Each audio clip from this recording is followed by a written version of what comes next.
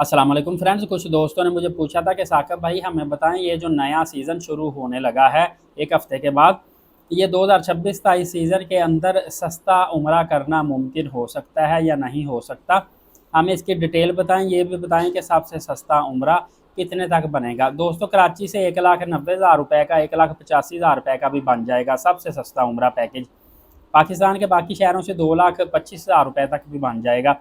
अब आप कहेंगे हमें ये पैकेज लेके दें। सबसे बड़ी बात आपको बताता चलूँ कि अभी जो ग्रुप पैकेज चल रहे हैं ना, ग्रुप पैकेज में हर टूर ऑपरेटर की कोशिश होती है कि एक रीज़नेबल फासले पे आपको होटल दिया जाए। मिसाल के तौर पे 800-900 मीटर फासला या 1100 मीटर फासला लगा लें मक्का पाक में, और 700-800 मीटर फासला मदीना पाक में। इस लेवल पे आपको होटल दे दिया जाए। उसकी वजह ये होती है कि यहाँ से जब मर्ज़ी जिसका मर्ज़ी दिल करे वो पैदल भी आ जा सकता है। और ये है कि ये एक ग्रुप पैकेज नाम तो होता है ग्रुप का, लेकिन ये पूरा पूरा ग्रुप में आना जाना, शेड्यूल, खाना पीना, ये चीज़ें नहीं होती। सिर्फ समझ लें कि इकट्ठे ट्रैवल करते हैं, इकट्ठे होटल में स्टे करते हैं, बाकी हर एक की अपनी मर्ज़ी होती। दो दो तीन तीन चार चार लोग, या जिसे कहते हैं कि टोलियाँ बना के घूमें फिरें, जहाँ मर्ज़ी आए जाए, ये आप समझ लें इंडिपेंडेंट होते हैं, सिर्फ नाम का ग्रुप होता है। तो इसका बेनिफिट सिर्फ ये हो जाता है कि आपको एक तो एयरपोर्ट से मसला मसाइल नहीं होता, दूसरा ये है कि ग्रुप के अंदर एक तो जो शेड्यूल बना होता है जाने का वापस आने का, उसमें बहुत रेयर चांसेस होते हैं कि आपके टिकट आगे पीछे कोई बंदा करवाए। जो टिकट वापसी की वही करवाते हैं, जो जाने की वही करवाते हैं। इमिग्रेशन आसान होती है, आपके लिए मुश्किलात पेश नहीं आती, और उम्रा पैकेज सस्ता निकल जाता है। अगर आप अकेले जाएंगे तो उम्रा पैकेज महंगा हो, उसमें मसले मसाइल आपके ज़्यादा आते हैं, ऑफिसर्स आपसे पूछगछ बड़ी करते हैं, खासकर जो यंग बंदा हो। इसके अलावा आपको बताऊं कि नए उम्रा सीज़न में जो सस्ता उम्रा पैकेज मुमकिन है ना, इसमें एक बात का आपने ख्याल करना है।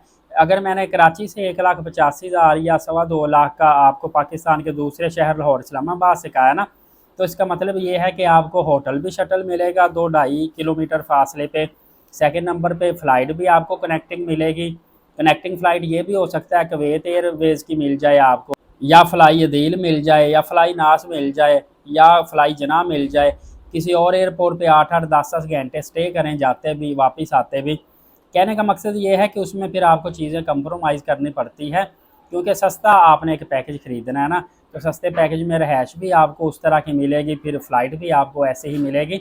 बाकी वीज़ा की फ़ीस तो सेम वही होती है, ट्रांसपोर्ट भी आपको डेफिनेटली वही मिलेगी, क्योंकि फ्यूल प्राइसेस बढ़ने की वजह से ऑलरेडी पैकेज काफ़ी ज़्यादा महंगे हो चुके हैं। पिछले साल में आप अगर देखें तो 1,55,000 1,60,000 रुपये के पैकेज काफ़ी मेरे जानने वाले कराची से लेके आए थे। लेकिन अब ये चीज़ें पॉसिबल नहीं हैं, क्योंकि एक तो महंगाई बहुत ज़्यादा बढ़ चुकी है, फ्यूल काफ़ी ज़्यादा बढ़ चुका है, तो ये चीज़ें पॉसिबल नहीं होती। अगर आप 3-4 साल पीछे चले जाएंगे ना, तो अंदाज़ा कर लें कि 1,25,00,000 रुपये का ईज़िली आपको उम्रे का पैकेज मिल जाता था।